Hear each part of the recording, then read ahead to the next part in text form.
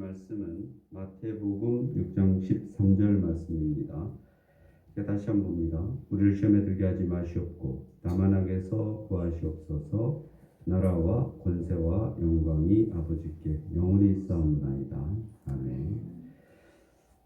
이제 계속해서 저는 주기도문에 대해서 이제 말씀하고 있죠. 오늘 보면 예수님이 우리 자신을 위한 기도에서 이제 마지막으로 하신 말씀이 우리를 시험에 들게 하지 마시옵고 다만 악에서 구하시옵소서. 뭐 많이 하죠, 그죠, 여러분? 뭐 다른 건 잘 못 외워도 주기도문 우리 다 외우잖아요, 그죠? 그래서 그 중에서도 오늘 말씀은 좀 우리에게 중요한 것 같아요. 다른 것도 중요하지만 우리가 자신을 위한 기도에서 예수님은 첫째로 우리 육신을 위해서 일용할 양식을 주시옵소서. 그죠? 일용할 양식, 그 일용할 양식이 또 우리 뭔지 알잖아요, 그죠? 그래서 일용할 양식. 둘째로 우리의 영혼을 위해서는 용서를 구하라 하셨고, 또 세 번째로 우리가 천국에 갈 때까지 악한 이 세상에서 악에 물들지 않도록 두 가지를 기도하는데 시험에 들게 하지 마시고 다만 악에서 구하시옵소서. 그럼 이제 시험에 들게 하지 말라는 그 시험이 뭔지, 다만 악에서 구하시옵소서 할 때 그 악이 뭔지 이걸 좀 생각을 해봐야죠, 그죠? 기도를 하긴 하는데 그게 뭘까? 그래서 우리가 성경을 통해서 알 수 있는 것은 이 세상은 완전한 천국은 아니죠, 그죠? 그러나 교회는 불완전한 천국이라고 하죠, 우리가. 그래서 예수님이 이 땅에 오셨을 때 우리는 다 천국을 맛본 것이고, 하나님 나라가 이제 우리 예수님을 믿는 순간부터 임했기 때문에 아주 천국이 아니라고 할 수는 없지만, 그러나 예수님께서 말씀하신 것처럼 네가 오늘 나와 같이 낙원에 있으리라 한 그 낙원은 아니잖아요, 그죠? 그것도 예수님이 요한계시를 통해서 내가 이 세상에 다시 올 때는 무엇을 내가 하나님 나라를 가지고 오겠다 이렇게 얘기했어요. 이 세상에 하나님 나라가 변하는 건 아닌 것 같고 예수님이 가지고 오시겠다 그랬으니까 그것을 어떤 하나님 나라인지, 그것이 우리 흔히 말하는 마지막에 하나님 나라가 그것이잖아요. 그렇죠? 이 세상은 아니지만 그러나 우리는 모형이라 그래요. 특히나 우리 교회는 하나님 나라의 모형이다 이렇게 이야기합니다. 그래서 아무튼 간에 이 세상이 하나님 나라가 온전한 하나님 나라는 아니다. 그리고 결국은 이 세상에서는 하나님 나라도 존재하지만 예수님이 오셨기 때문에, 왔다 가셨기 때문에, 복음을 전파하고 갔기 때문에, 그러나 실질적으로 이 세상을 잡고 있는 것은 흔히 우리는 공중권세자들이라고 그러죠, 그죠? 하나님의 권력이 이 세상을 잡고 있는 것이 아니라 이 세상은 그들이 잡고 있는 거죠, 그죠? 그들이 잡고 있는 겁니다. 그래서 다시 말하면 겉으로는 에덴 동산처럼 화려한 것 같지만 내면적으로는 소돔과 고모라 같아. 우리 개인 얘기하는 거 아닌가요, 그죠? 우리가 겉으로는 보기에는 찬양도 하고 찬송도 하고 예수님에게 온전하게, 하나님에게 온전하게 가 있는 것 같지만 우리 얘기로 안 하고 사도 바울로 할게요. 사도 바울이 그렇게 예수님 열심히 전하고 정말 예수님의 사람인 것만 같지만, 그러나 자기가 스스로 내면을 바라보니까 내면이 어떻더라? 그냥 악이 파도를 치더라 이렇게 표현합니다. 이게 사도 바울이 로마서를 통해서 얘기하는 거예요. 내 속에서 끓어오르는 저것들을 어찌할 것인가, 그죠? 그래서 이 세상을 살아가는 동안은 어쩔 수 없죠, 그죠? 그래서 우리는 이러한 악한 세상의 죄의 구조 속에서 악한 사람들과 더불어 살아가기 때문에 어려움이 있고 갈등이 있다라는 겁니다. 그래서 예수님이 오늘 가르쳐 주신 기도는 이러한 현실에 비춰볼 때 상당히 적절하고 필요한 기도라는 거예요. 사실 예수님이 그 시대에 기도를 줄 때는 그 시대 사람들에게 준 거죠, 그죠? 그 시대 사람들에게 이렇게 기도하라. 너희들이 남에게 보이려고 기도하고 기도를 오랜 시간 하면은 뭔가가 되는 것 같이 기도하고, 지금도 유대인들은 오랜 시간 기도해요. 진짜 오랜 시간 기도해요. 그것도 유대인뿐만이 아니고 또 비슷한 이슬람 있죠, 그죠? 그쪽 동네 가보면 새벽 한 2시, 3시 그때부터 기도 소리가 들려요. 그 희한한 소리 있어요. 내기도 힘든데 사람이 내는 소리예요. 막 이런 소리, 아주 따뜻한 소리가, 이게 소리가 엄청 전파되는 거예요. 엄청 멀리. 그런 그 사람들 사원이 있는데 그 섹터별로 하나씩 있다 그래요. 그래서 어디를 가든지 그 시간대만 되면 들려요. 그 모기 앵앵거리는데 큰 모기 소리 같은 거, 그런 소리가 들리더라고요.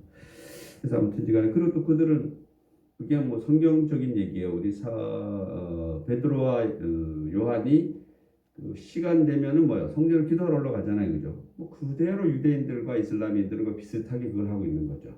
그래서 그런 것들이 아직도 있다라는 거죠. 그렇게 기도하는 사람들에게 예수님이 얘기한 겁니다. 너희들 이렇게 보이기식으로 기도할 필요 없고 또 뭔가 또 양이 많은 걸 필요한 것이 아니라 이렇게 기도하라. 이렇게 기도한 게 뭐예요? 기도하지 마라 그런 게 그거고 기도하라 그런 게 뭐 오늘날 우리가 말하는 주기도문인 거죠, 그죠? 그래서 우리는 이렇게 기도를 하면 되죠. 이제 오늘 한 게 시험에 들게 하지 마시옵고 악에서 구하시옵소서. 시험이 뭔지 이제 우리 생각 좀 해봐야 되잖아요, 그죠? 시험에 들게 하지 마시옵고에 대해서 생각해 보면 누가복음 22장 40절을 보면 예수님은 제자들과 함께 겟세마네 동산에 올라가서 기도하실 때 제자들에게 유혹에 빠지지 않게 기도하라 이렇게 이야기해요. 유혹에 빠지지 않게 기도하라. 유혹이 시험이라는 얘기잖아요, 그죠? 자, 이 세상은 마치 유혹과 시험의 지뢰밭과도 같아서 상상할 수 없는 온갖 시험이 우리를 기다리고 있다는 겁니다. 만약 우리가 영안을 열어서 그것을 다 볼 수 있다면 정말 사실 살 수 없을지도 몰라요, 그죠? 온 세상이 다 시험이잖아요, 그죠? 환란이고, 그죠? 시험에는 육신의 시험과 마음의 시험과 영적인 시험이 있다. 좀 어려운 얘기인데 육신의 시험과 마음의 시험과 영적인 시험이 있다. 육신의 시험은 알 것 같아요, 그죠? 막 먹고 싶고 이런 것도 뭐 어떻게 보면 육신의 시험이죠, 그죠? 그리고 막 근데 마음의 시험과 영적인 시험은 어떻게 구분할 수 있을까? 구분할 수 있겠어요? 마음의 시험과 영적인 시험을.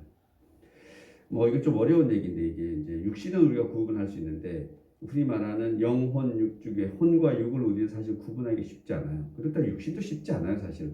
육신의 그 욕심이 결국은 뭐랑 결국 연관이 되는 거예요? 마음과 영과 연관이 되니까 특히나 마음과는 너무나 연관이 되죠, 그죠?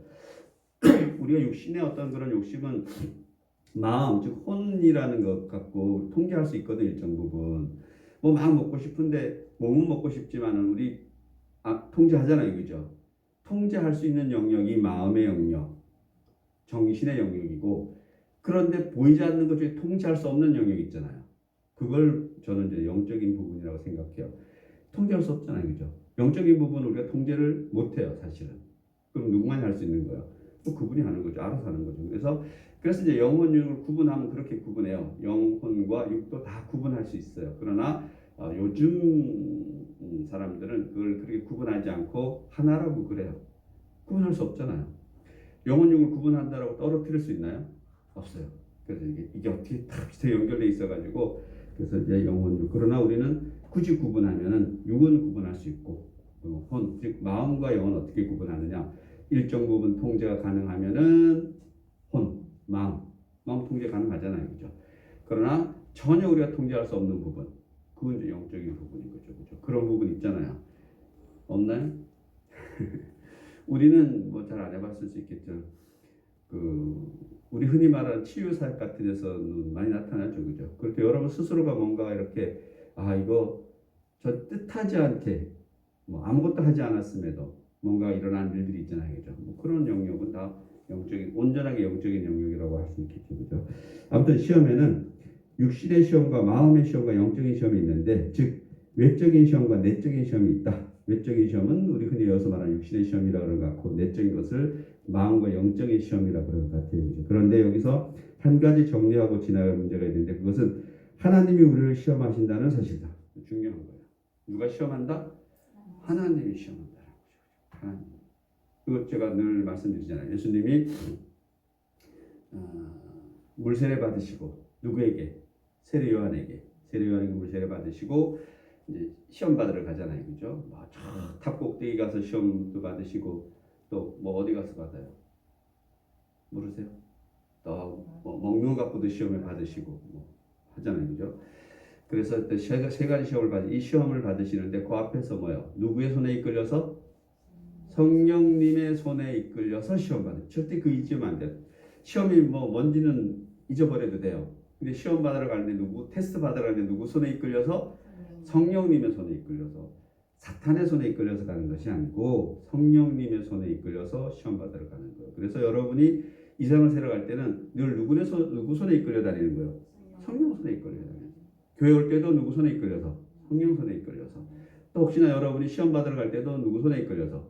성령 손에 이끌려서. 여러분 성령의 손에서 놓여지는 적이 있어요, 없어요? 없어요, 여러분. 자, 성령의 손에 이끌려 가는데 예수님이 성령의 손을 이끌고 가는 거, 예수님 앞에 가서 막 성령님 따라와봐 이렇게 하는 거 아니잖아요, 그죠? 누가 늘 이끌어주는 거야? 성령님이. 여러분이 예수 믿는다고 인식하는 순간부터 여러분은 누구 손에 이끌려가는 거야? 성령님 손에서. 성령님은 여러분의 손을 놔야 안 놔요? 놓지 않아요, 절대로. 놓을 것이라고 생각하는 건 누가 놓는 거예요? 내가 뿌리치겠지. 절대로 성령님은 하나님은 여러분의 손을 처음부터 놓지 않았다는 거예요. 이 세상에 여러분 태어날 때부터 놓지 않았고, 혹시나 말씀을 보면은 이 세상에 여러분이 태어나지 않더라도 하나님은 여러분을 뭔가 관리하고 있는 건 다 관리하고 있는 거죠. 태초 전부터도. 그죠? 어디 나오면 요한복음 1장 1절이죠, 그죠? 예수님이 하나님과 함께 계셨다는데 언제부터? 그 원래 전부터도 태초, 흔히 이 세상이 생기기 전부터도 마찬가지로 우리는 그렇게 얘기한다면 이 세상에 우리가 태어나기 전부터도 하나님의 계획 안에 있다 없다? 계획 안에 있다. 그때부터 자꾸 계시는 거예요, 사실은. 그때부터. 다만 그걸 인식하고 받아들이는 게 문제인 거죠, 그죠? 이건 약간 이제 신학적인 좀 그런 것도 있을 수 있는데, 아무튼 우리는 누구 손 안에 있다? 네, 성령의 손 안에 있다. 그런 얘기를 하고 있는 겁니다. 그래서 우리가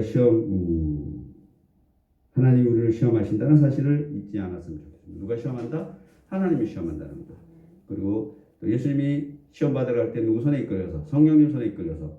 그 시험을 직접 시행하는 자들은 사탄이지만 그것도 누가 허락하지 않으시면 안 되는 거예요. 하나님이 허락하지 않으시면 사탄이 그 시험을 허락할 수 없는 거죠. 자, 하나님하고 사탄은 대등 관계가 아니에요, 그죠? 절대로 아니에요. 그럼 우리는 신은 전지전능한 신이 아니잖아요, 그죠? 하나님을 대적할 수 있지만 사탄들이 반항할 수 있지만 그 반항은 그 자체도 뭐예요? 누구 안에 있어요? 하나님 안에 있는 거죠, 그죠? 그럼 하나님이 그 사탄들 한 방에 보내지. 자, 이러니 이제 그게 문제인 거죠, 그죠? 근데 하나님은 우리가 생각하는 그런 범위를 벗어나는 게 하나님이 맞아요? 아니면 우리 생각하는 안에 범죄에 들어오는 게 맞아요? 벗어나는 게 맞는 거예요. 하나님이 우리가 생각하는 안에 범죄로 들어오면은 뭐예요? 누가 하나님이 될 수 있어요? 우리가 하나님이 될 수 있는 거죠. 여러분이 기도하는 대로 이루어지면 누가 하나님이에요? 여러분이 기도가 하나님이지. 그러나 기도하는 대로 돼요, 안 돼요? 안 되지. 절대로 될 수가 없는 거죠. 왜? 우리가 하나님이 아니기 때문인 거죠, 그죠? 그러면은 하나님 마음인 거죠, 그죠? 저는 그게 너무나 처음에 이해가 되지 않았어요. 아니 세상에 그럼 이런 나쁜 것들을 용납하지 않으시면 되는 거 아니냐라고 생각하면은 그 순간부터 누가 하나님이 되는 거야? 내 생각이 하나님이 되는 거지. 그리고 그래도 뭔 일이 나고 아시나 이제 이 신을 안 믿어 다른 신 만드는 거예요. 이게 흔히 지금까지 있어왔던 그런 신의 행태들인 거죠. 그래서 우상이 생기는 거예요, 그죠? 그것을 놀라운 게 성경이 그것을 얘기했다라는 거 제가 보기에 그러니까 긴 인간의 역사 속에서 이건 신이 아니다라고 얘기한 거죠. 그럼 신은 만드는 순간 뭐가 되는 거예요? 신이 아닌 거지. 될 수가 없는 거잖아요. 이 세상에 뭔가 만들었는데 영원한 게 있을 수 있어요. 그럼 저는 그걸 믿지, 당연히. 불상을 누가 만들었는데 영원한 불상이 있어요? 그걸 믿어야지. 절을 만드는데 절이 영원한 절이 있으면 저는 어디를 가요? 그 절에 가지. 절에 보이는 데가 있는데. 그러나 보이는 것 중에는 영원한 게 있을 수 없다라는 거죠. 없다라는 거예요. 그래서 그것이 성경의 내용이에요, 사실은. 없다. 우상은 존재하지 않는다라는 게 그 예수님 시대가 아니라 저기 아브라함 그 시대부터 그걸 느낀 거죠. 그래서 아브라함 이후부터 사람들이 유대인들은 신이 오직 뭐밖에 없어요? 보이지 않는 그 하나님 신밖에 없어요. 그래서 형상을 만드는 게 아니라 이름조차도 부를 수 없었어요. 그래서 저는 놀랍다라는 거예요. 그러나 그 시대에 많은 신들은 뭐예요? 다 이름이 있어요. 이거 무슨 신, 개똥이 신, 무슨 신, 너무 비약하나? 제우스 신, 이렇게 또 좋은 거는 이 세상에 좋은 거 다 신이 되는 거예요. 그래서 재미난 얘기하면은 가슴이 엄청 많은 신이 있어. 그게 그 시대에 엄청 유명한 신이에요. 동상을 만들었는데 가슴이 엄청 많아. 여러 가지 뜻이 있는 거죠. 다산도 있고 여러 가지 부도 있고 이런 거죠. 가슴이 엄청 그러니까 딱 그 수준인 거죠. 그 시대에 그 수준. 그리고 우리나라를 보더라도 엄청나잖아요, 그죠? 다 신이잖아요, 그죠? 그리고 뭔가 하나 그 흔히 말하면 징크스라 그러나 뭐 선수들이 경기 나가기 전에 뭐 하면은 안 되고 뭐 머리도 안 감고 뭐 그런 거 있잖아요, 그죠?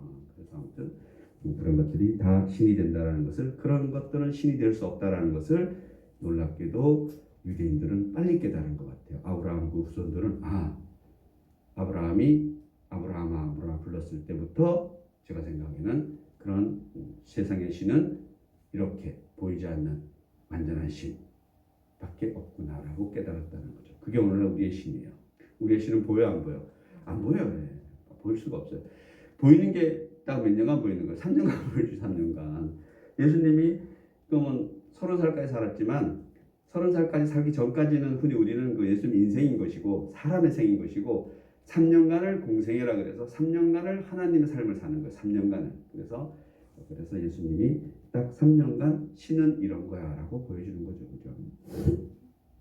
그래서 아무튼 중요한 것은 하나님이 우리를 시험하신다는 사실을 잊지 않았으면 좋겠습니다. 성경에서 보면 또 그러한 시험과 시련은 우리에게 유익하다고 한다. 하나님의 시험을 통해 우리에게 시련을 주고 고난과 역경을 준다는 겁니다. 그래서 하나님이 우리를 시험하시는데 우리가 시험에 들게 하지 말게 해달라고 기도하면 이건 모순이 아니에요.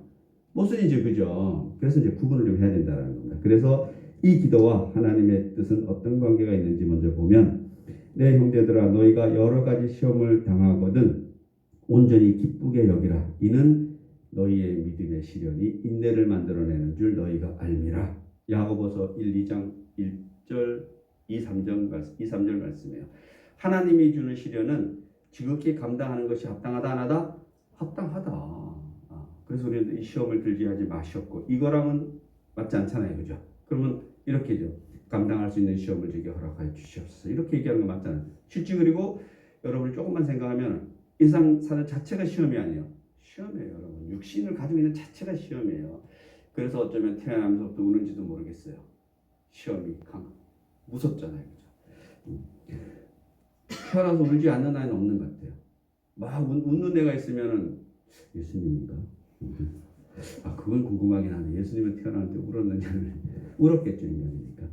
그래서 여기서 말하는 시험이란 죄에 빠지게 하는 유혹이 아니라 연단의 시험. 지금 말하는 제가 말하는 시험은 연단이라는 거죠. 흔히 연단, 죄에 빠지게 하는 사탄의 시험이 아니라, 온전한 사탄의 시험이 아니라 이런 거예요.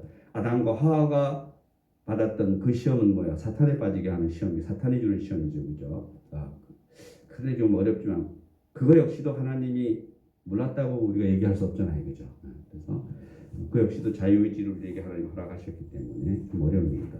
우리의 믿음이 성장하기 위해서는 시련이 반드시 필요하다는 겁니다. 왜? 예수님이 공생활을 시작하기 전에 시작하시면서도 그러한 시험을 받으러 가셨다라는 겁니다.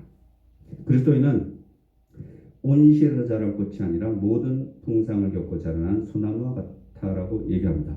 그래, 그리스도인들이 당하는 시련은 그것이 환경적으로 오는 것이든 인간관계에서 오는 것이든 우리의 믿음을 새롭고 강하게 만들어 준다는 겁니다. 이것이 하나님이 우리에게 허락하신 시험이라는 거예요. 마치 요백에 행한 시험 같은 거죠. 하나님의 시련을 주시는 예를 아브라함에서 찾아볼 수 있다. 아브라함 시험 좀 봤죠, 그죠? 하나님은 그의 외아들 이삭을 죽이라고 명령하고, 그리고 뭐요? 아브라함은 네, 알겠습니다라고 이삭을 가서 드리죠, 그죠? 무엇을 근거로? 하나님에 대한 믿음과 신뢰를 근거로 그렇게 하는 겁니다, 그죠? 이것도 마찬가지죠, 그죠? 야고보서 1장 12절을 보면 시험을 참는 자는 복이 있나니 이는 시련을 견디어 낸 자가 주께서 자기를 사랑하는 자들에게 약속하신 생명의 멸류관을 얻을 것이기 때문이다. 그래서 이 세상에서 일어나는 시험, 그 시험들은 우리가 감당하는 것이 당연하다는 겁니다. 시련 없이 자란 신앙은 약하다는 겁니다. 때로는 우리가 잘 되든 잘못됐든 원하든 원하지 않든 여러 가지 관계 속에서 시련과 고통을 통과하게 된다는 겁니다. 어떤 사람은 병을 통해서, 어떤 사람은 사업의 부도를 통해서, 또 상상할 수 없는 환경적인 어려움을 통해서 시험을 받는다는 겁니다. 그럼 또 여러 가지 면에서 보면 우리 개인적으로 다 시험이 있잖아요, 그죠? 우리 교회도 시험이 있는데 저는 참고로 이 교회 우리의 지금 상태가 시험이라고 생각하지는 않아요. 그러면 우리가 뭐 좀 힘들고 뭐 이렇게 고통스러워야 되는데 고통스럽습니까? 그러면 이제 전도 부분에서 고통스러우면 뭐 하시면 돼요? 전도하시면 돼요. 그런데 우리는 뭐 생각보다 고통스럽지 않아요. 제가 보기에는. 그래서 여러분 고통스럽나요? 고통스러워하지 마십시오. 제가 고통스럽지 않네요. 저는 고통스럽지 않아요. 아주 알았다라기보다는 어느 정도까지는 좀 뭔가 이렇게 쓰지만 이제 어느 순간에 좀 저는 사라진 것 같아요. 완전하게 사라졌다라면 뭐 거짓말인 것 같고 그게 이렇게 뭐 막 마음이 힘들거나 뭐 그렇진 않아요. 그렇게 하나님이 하지는 않으시는 것 같아요. 그래서 뭐 우리 동료 목사님들이 힘드냐라고 이렇게 물어보면 저 요즘 대답하는 얘기는 이래요. 다 그렇죠. 뭐. 제가 힘들다고 할 수 없는 게 뭐 우리 교회 그래도 대한민국 70% 교회가 다 힘들어요. 70% 교회가. 그리고 또 흔히 우리가 말해서 크고 힘들지 않을 교회 있는 것 같죠, 그죠? 다 힘들어요. 힘들지 않은 교회는 없어요.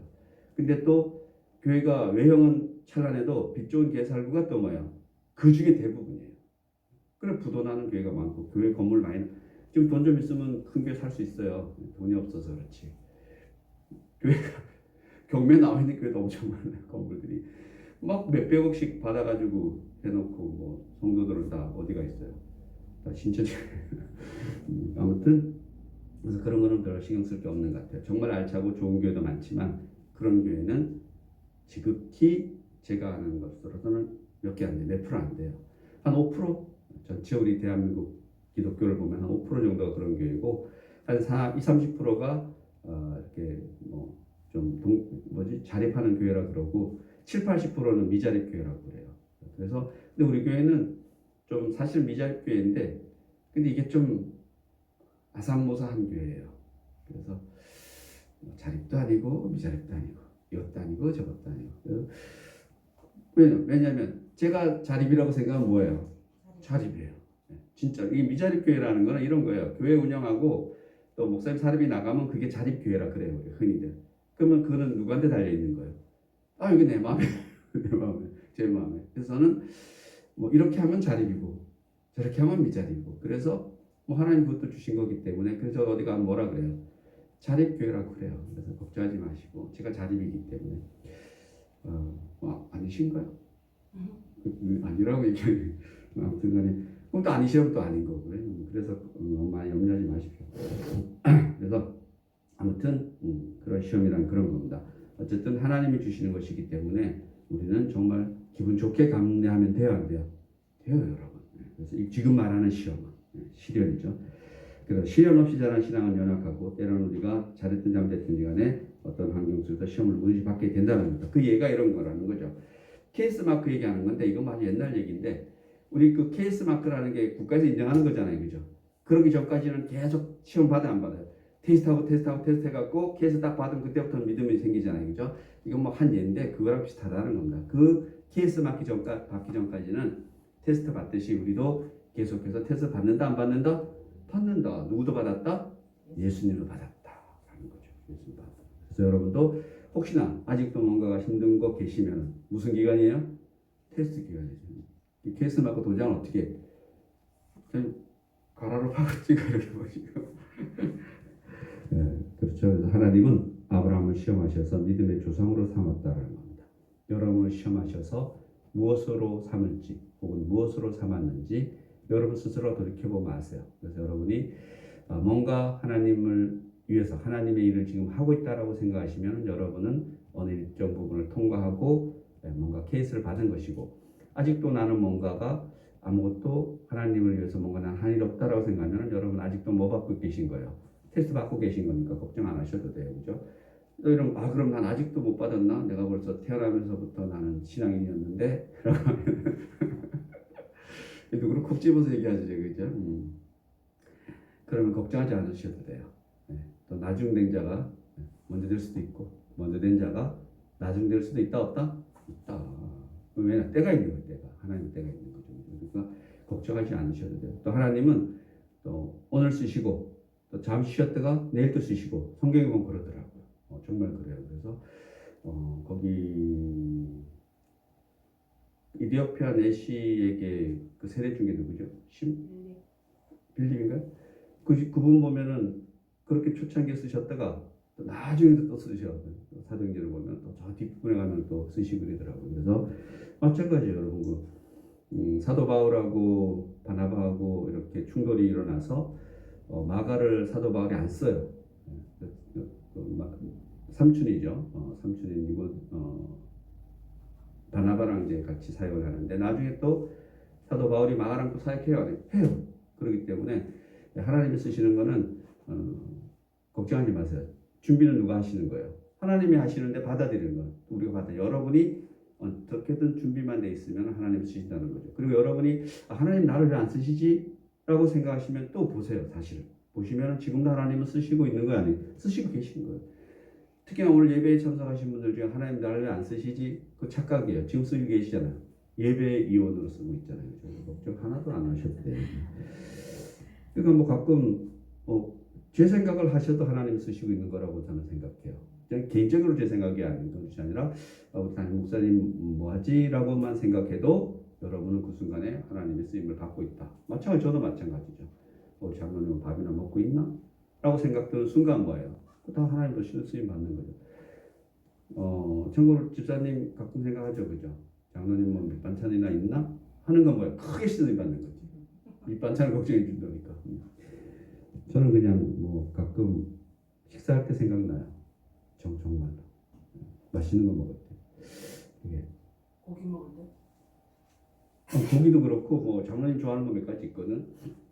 그러고 먹을 때 좀 신경이 좀 쓰이긴 하죠. 그때 뭐 제가 전화는 하진 않아요. 인생은 각자가 시험을 받게 한 후 마음 아프죠. 시험을 받게 한 후 보증을 주신다는 겁니다. 어떤 하나님이 시험 받게 하시고 그 확증도 하나님이 해 주시니까 걱정하지 말라는 겁니다. 다만 여러분이 벌써 확증을 받았음에도 깨닫지 못할 수도 있고 또 그리고 여러분이 확증을 받았음에도 뭔가 하나님 일을 안 할 수도 있고 결국은 여러분 각자가 다 다르다는 겁니다. 이 시험은 우리에게 유익한 것이라는 겁니다. 그래서 성경에는 시험을 만날 때 기뻐하라고 했고 시련 속에 있을 때 감사하라고 한 겁니다. 하나님은 모든 시련을 통해 우리의 신앙을 성장시켜 주시고 그것을 통해 또 천국을 바라보게 한답니다. 우리의 이 세상에서 가장 큰 시련은 뭐예요? 죽음일 거라고 저는 생각합니다. 그냥 간단하게 그냥 죽음이 가장 큰 시련이겠죠, 그죠? 그 죽음도 시련 하나님의 시험 안에 있으면은 그게 뭐예요? 행복하다는 거죠. 결국은 뭐예요? 우리는 죽음이 행복할 수밖에 없다라는 겁니다. 네. 최종적인 시험은 그것이기 때문에 그때는 뭐예요? 하나님 우리는 나중에 새 생명을 주시기 때문에 새 부활의 몸을 반드시 주시기 때문에 또 죽으면 우리 누구 만나요? 하나님 만나기 때문에 행복이다라고 그렇게 성경은 이야기합니다. 사실은 그래서 죽음을 두렵지 않게 다 감당합니다. 제가 본 예수님의 제자들은 죽음을 두려워하는 사람은 뭐 한 명 정도 있고 거의 다 없는 것 같아요. 속히 오시옵소서 속히 칼을 목에다 내려 주시옵소서 이렇게 하죠. 자, 그럼 여기 시험에 들게 하지 마시라는 기도 또 다른 시험의 그거죠. 그것은 우리의 믿음을 연단시켜주는 시련이나 시험을 뜻하는 것이 아니고 또 다른 유혹을 말하는 겁니다. 이게 마치 아담과 하와가 이 시험의 다른 뜻은 아담과 하와가 받았듯이 그런 사탄의 유혹이 있을 수 있다는 겁니다. 그러니까 기본적으로 하나 그 사탄의 유혹이든지 무슨 유혹이든지 하나님이 시키지 않으셨을 수도 있다는 얘기죠. 그러나 그러한 것도 다 누구 안에 있다? 하나님 안에 있다. 이걸 여러분 좀 잘 아셨으면 좋겠어요. 이거 저도 얘기하기 참 어려운데 옛날에 이걸 뭐 이렇게 얘기했더니까 그럼 하나님이 나를 죽였다라는 세월을 하나님이 엎으셨다는 거야? 이렇게 얘기하는 건 똑같은 건데 엄격하게 하면 뭐예요? 하나님이 하셨다고 그래도 아주 틀린 말은 아닌 거죠. 그럼 우리는 그런 표현을 쓸 수는 없는 것이고 그것도 하나님의 이 세상 모든 게 다 하나님 범주 안에 있는 거 아니에요? 안에 있는 거예요. 그죠? 그래서 유대인들 보면은 하나님이 유대인들을 혼내주려고 뭐 해요? 다른 그 외부의 세력들을 통해서 전쟁해요, 안 해요? 해요, 여러분. 다른 국가를 일으켜서 유대인을 치게 하고 이런 거 하잖아요. 그럼 하나님이 그런 걸 어떻게 이해할 수 있겠어요, 그죠? 그게 하나님이라는 겁니다.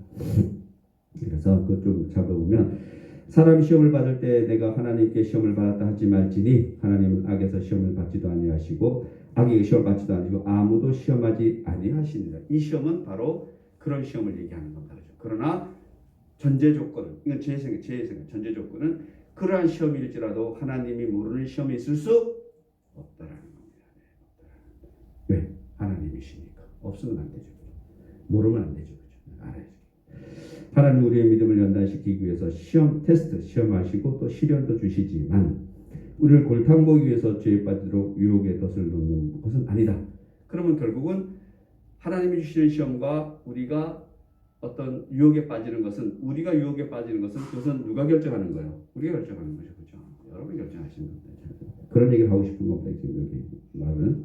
그러면 사람이 죄에 빠지는 유혹을 받는 이유는 무엇이냐? 오직 이거는 야고보서 1장 14, 15절 말씀이에요. 오직 각 사람이 시험을 받는 것은 자기 욕심에 이끌려 유혹됨이니 욕심이 잉태한 지 뭐를 낳고 죄를 낳고 죄가 장성한 지 뭐를 낳으니라 사망을 낳느니라. 결국은 우리가 스스로 유혹에 빠질 수 있다라는 거죠. 그러나 그보다 더 중요한 것은 그러한 유혹에 빠질지라도 그건 하나님이 다 아신다 안 아신다? 아신다. 저는 그렇게 믿습니다. 그렇습니다. 우리가 시험에 빠지게 되는 가장 중요한 근거는 우리의 욕심 때문입니다. 우리가 보면은 돌아온 탕자에서 보면은 그 아버지가 이렇게 내 아들에게 재산을 떼주면은 이 친구가 가서 수십 배로 남겨서 돌아올 거라고 생각했겠어요? 절대 아니죠. 이놈이 반드시 탕진할 것이다라고 생각하면서도 떼죠 안 떼죠? 떼주시죠. 그죠? 거기서 말하는 그 아버지는 사실은 하나님과 비유되는 분이죠. 그죠? 그래서 돌아올 때 다시 또 하나님을 맞아주신 거죠. 그것이 우리가 알고 있는 하나님이랑 사실은 똑같죠. 그죠? 그리고 우리 이 세상을 사는 동안 늘 그렇게 살아요 안 살아요? 그렇게 살아요. 집 나갔다 돌아오고 집 나갔다 돌아오고 그래서 그러나 그 내 한 손은 누가 잡고 계신다? 하나님 꼭 잡고 계시는 거예요. 그래서 잡혀서 나갔다 돌아오요. 한 번도 떨어진 적이 없는 거죠. 그죠? 인간을 지배하고 있는 탐욕, 그것은 인간을 유혹과 죄에 빠지게 하는 가장 무서운 원인이다. 탐욕. 그래서 우리는 예수님이 말씀하신 시험에 들게 하지 마시옵고의 참뜻을 발견할 수 있다는 겁니다. 그것은 죄에 빠지게 하는 사탄의 모든 유혹에서 벗어나게 해달라는 기도이다. 한 걸음 더 나아가서 유혹의 근원인 욕심에서 해방되게 해달라는 기도라는 것입니다. 사람이 욕심에서 벗어난다면 얼마나 자유롭겠습니까? 정말 자유롭지 않을까요? 욕심에서 벗어난다면. 그래서 그 욕심이 뭔지 여러분도 잘 돌이켜보면 되죠. 그죠? 놀랍게도 우리나라는 이 삶의 만족도가 상당히 낮더라고요.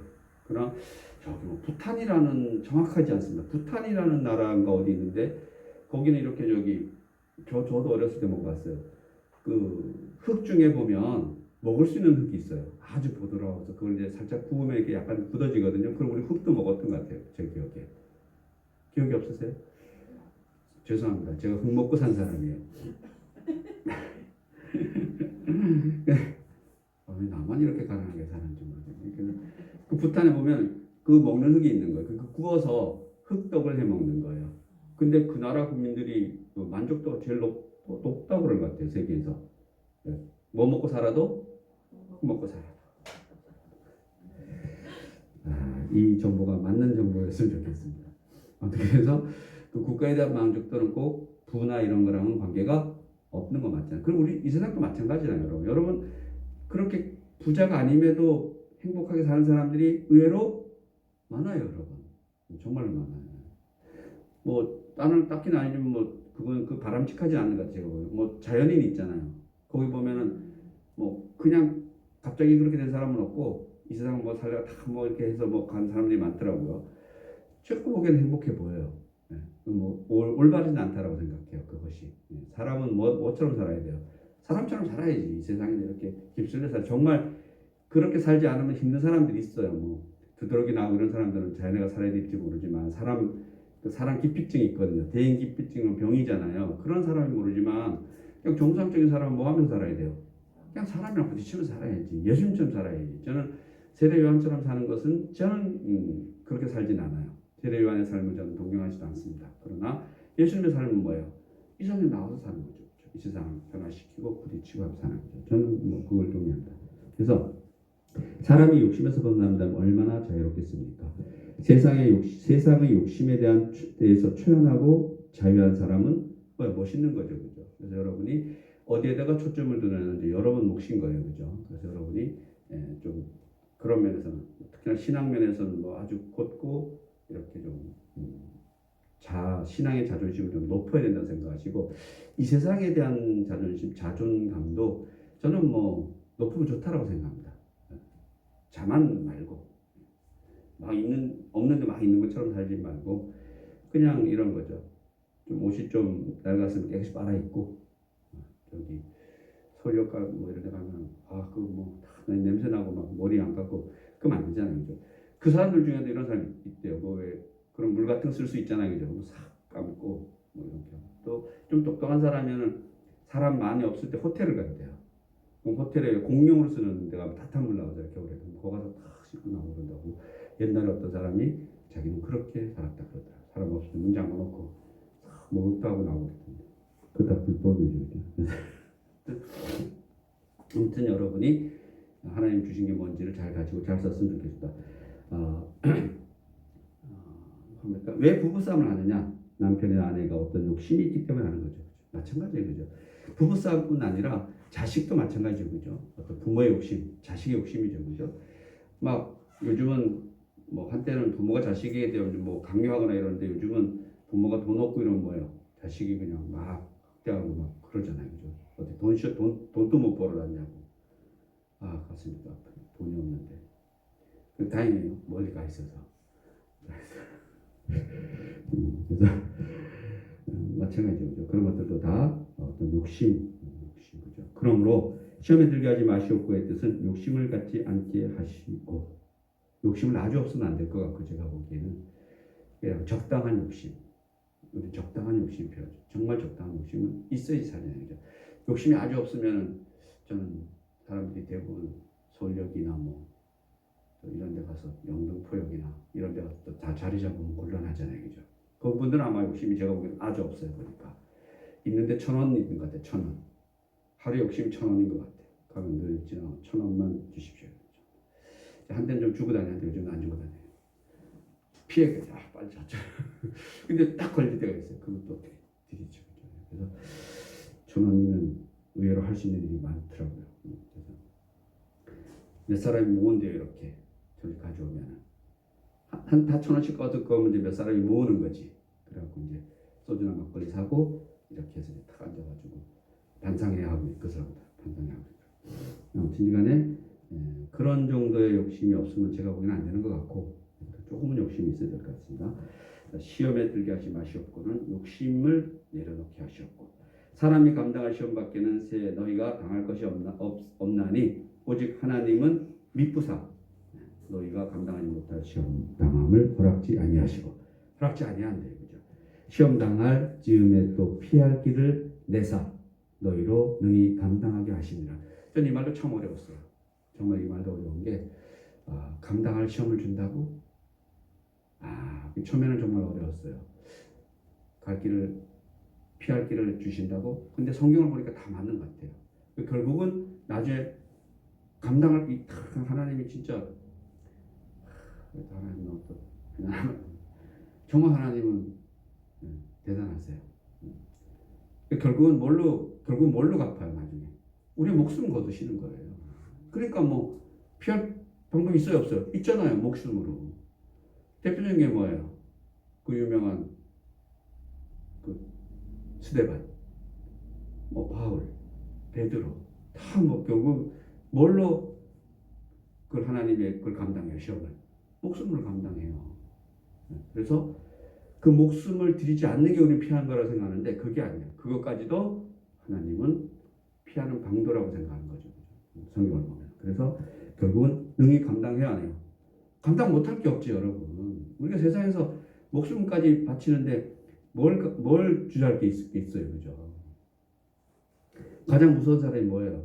죽여봐. 뭐 할 게 없잖아요. 그죠? 할 게 없는 거예요. 그러면 진짜 상대가 너무나 겁나는 거죠. 죽음을 두려워야지 뭐가 한번 해보는데 그럼 누굴 겁주려고 하는데 죽여봐 이러면 뭐예요? 할 게 없지. 왜? 죽이는 것밖에 없으니까. 근데 죽이는 게 쉽지 않아요. 쉽지 않아요. 그러면 사람들이 잘 받는 유혹이 뭐냐? 세 가지 방식이네. 사람들이 잘 받는 유혹이 뭐냐? 세 가지 방식인데 그것은 바로 인류 최초 조상인 아담이 받았던 유혹의 모습. 그 방식은 지금도 변함없다라는 겁니다. 예수님도 광야에서 40일간 금식 후 성령의 손에 이끌려서 사탄에게 시험 받으러 갔을 때 이러한 유혹의 모습이 요한 1서에 나왔는데 뭐라 나왔느냐? 이는 세상에 있는 모든 것이 육신의 정욕과 안목의 정욕과 이생의 자랑이다. 아버지께서 온 것이 아니요 세상으로부터 온 것이다. 그러나 또 하나 이 역시도 하나님 알고 계신다 모르고 계신다 알고 계신다. 보시면은 무엇을 먹을까 무엇을 마실까 입을까 하는 육신의 문제로 오는 유혹 또는 정욕과 쾌락으로 오는 유혹도 있다는 겁니다. 이 문제에 대해서 예수님 마태복음 6장 33절에서 너희는 먼저 그의 나라와 그의 의를 구하라. 그리하면 이 모든 것을 너희에게 더하시리라고 말씀하셨다는 겁니다. 하나님이 입히시고 먹이신다는 확신이 없을 때 우리는 뭐예요? 이런 유혹을 받게 되는 거죠. 그죠? 근데 이게 또 말로만 그러는 사람이 있거나 아무것도 하지 않는 사람이 있어요. 그러니까 하나님이 내가 만나를 거도록 하나님 만나를 입에 넣어주진 않잖아요. 그죠? 가서 거둬오라 그러잖아요. 거둬오는 걸 해야 돼, 안 해야 돼요? 해야 될 거 아니에요. 그죠? 특히나 대한민국에 사는 기독교인들은 내가 먹을 게 없다? 말이 돼, 안 돼? 제가 보면 안 돼요. 이 세상에 모든 일거리가 다 뭐예요? 제가 보면 하나님 주신 만나인데 만나가 뭐야? 매출하게도 주신 거지. 가서 밀가루만 살려면은 뭐예요? 10,000원만 벌면 될 거 아니에요? 고기 살려면 20,000원 벌어야 될 거 아니에요? 그거 다 주셨는데 뭐 하러 한 거야? 일하러 한 거잖아요. 이거는. 광야 시대 때는 가서 뭐 고기 잡을 때 있어야 잡지. 그러니까 주시는 거죠. 그죠? 적어도 우리나라에 태어난 기독교인들은 그렇게 얘기하면 안 되죠. 그죠? 일하러 가면 되는데 일을 안 해. 일을 안 해. 그러니까 제가 보기에는 우리에게는 하나님이 축복을 주셨다고 생각합니다. 근래에 나온 평가? 각 나라를 비교하는데 경제력, 군사력 다 합해서 우리가 세계 6위예요. 6위. 어마어마한 나라에 우리가 살고 있는 거예요. 진짜. 일본이 10위인가 이래요. 뭐가 안 되냐면 경제력은 좀 난데 군사력이 안 돼. 사실 일본은.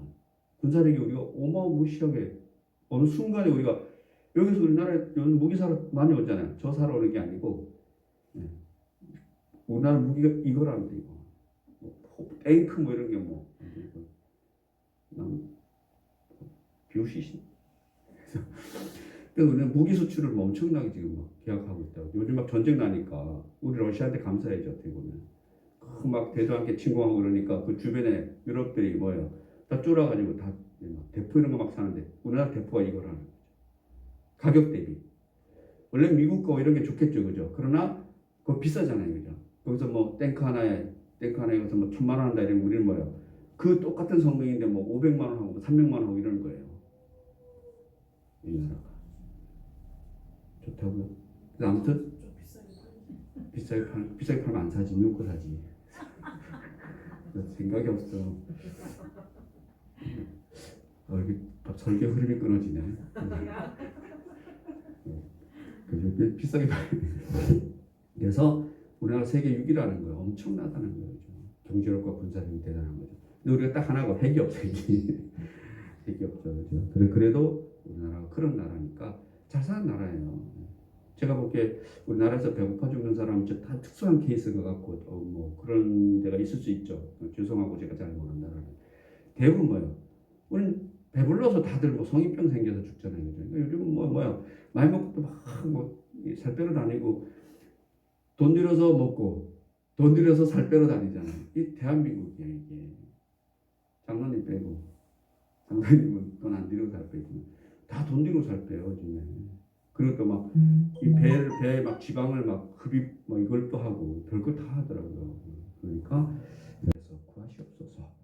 자 여기서 악이라고 할 때 두 가지 의미로 볼 수 있는데 하나는 악한 사탄의 영향과 지배를 받고 있는 것은 악한 무리로부터 우리를 구해달라는 것이라는 겁니다.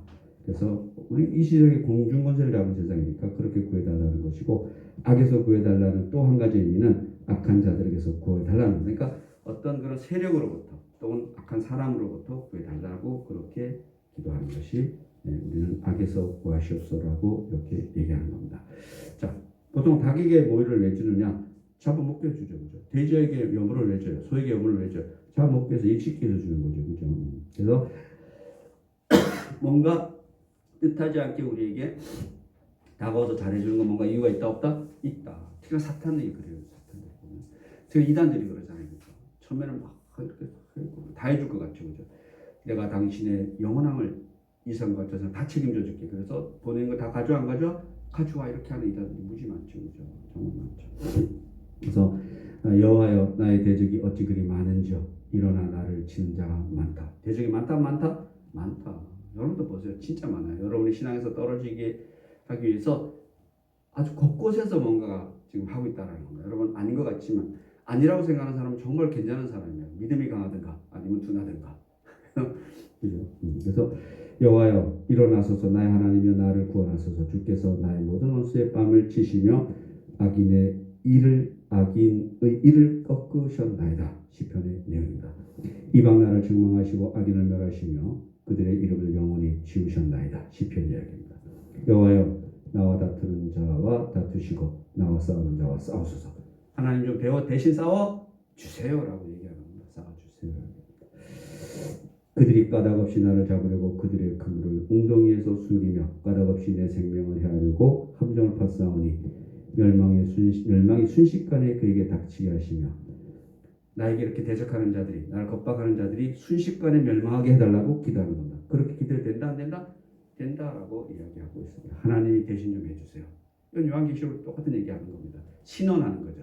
이 복수를 조체 원통함을 좀 하나님이 대신 풀어주세요. 결국은 우리에게는 그것을 할 수 있는 기회는 주지 않으세요. 여러분 우리가 가서 싸울 수는 없어요. 그죠? 그러나 하나님 대신하게 하시죠. 영적으로 깊은 믿음에 들어간 사람들이 이 말씀이 얼마나 실질적이고 심각한 기도인가를 알 수 있다는 겁니다. 이러한 양식을 늘 하나님께서 감사하고 있느냐는 거죠. 형제를 용서함으로 하나님의 구원의 감격 속에서 기뻐하고 있느냐 물어보는 겁니다. 그렇다면 여러분은 악한 세상에서 도피하지 말고 그 속에 살면서 시험에 들지 않도록 날마다 기도해야 된다. 마치 예수님처럼 이 세상 속에서 날마다 기도한다. 예수님. 그러면서 이 세상을 변혁하고 결국 이 세상에 하나님 나라가 임했음을 인식시키는 거죠. 자신이 하나님임을 각인시키기 위해서 부단히 3년간 애쓰시고 그리고 뜻을 이루시고 가시고 돌아올 것을 약속하신 것이 예수님이시고 그게 신약의 내용입니다. 만약 주위에 정말로 악한 친구가 있거든 둘 중 하나를 선택하시면 됩니다. 그 친구를 적극적으로 전도하든지 잠깐 떨어져 있든지 하는 겁니다. 피하는 것도 방법 중에 하나다라고 성경은 얘기합니다. 왜냐하면 붙어있는 동안에는 우리는 악에게 말려 들어갈 수밖에 없기 때문입니다. 그러면 시험에 들지 않고 악에서 구원받기 위해서 우리가 해야 할 일은 뭐냐? 첫째, 악의 세력인 사탄을 과소평가하거나 과대평가하지 마십시오. 과소평가할 필요도 없고 과대평가할 필요도 없어요. 제가 보기에는 그냥 좀 힘들면 무시하시면 되고 또 기회가 되면 가서 찌르는 거죠. 그죠? 어떻게? 전도해야 되니까. 사탄이 없다거나 죄란 심리학적인 현상이라든가 뭐 이런 얘기는 우리에게 허락된 얘기가 아니라는 겁니다. 그래서 사탄은 무섭죠. 그죠? 그러나 또 무서워할 필요도 없다는 겁니다. 시험에 들지 않고 악에게 이기는 두 번째 방법이 바로 기도라는 겁니다. 예수님이 베드로에게 시험에 들지 않게 깨어 기도하라. 마음에는 온유로되 육신이 악하도다. 또 예수님이 겟세마네 동산에서 잡혀가기 전에 제자들에게 좀 깨어있으라 했는데 잠을 자주 그죠. 육신이 따르지 않습니다. 그러나 늘 깨어서 기도하라고 말씀하십니다. 깨어서 기도하는 것은 사탄에게 이기라는 겁니다. 밤새우라는 게 아니죠. 세 번째, 시험에 빠지지 않고 악으로부터 승리하는 비결은 무엇이냐? 무엇보다도 우리의 삶이 하나님과 함께하는 삶이라는 겁니다.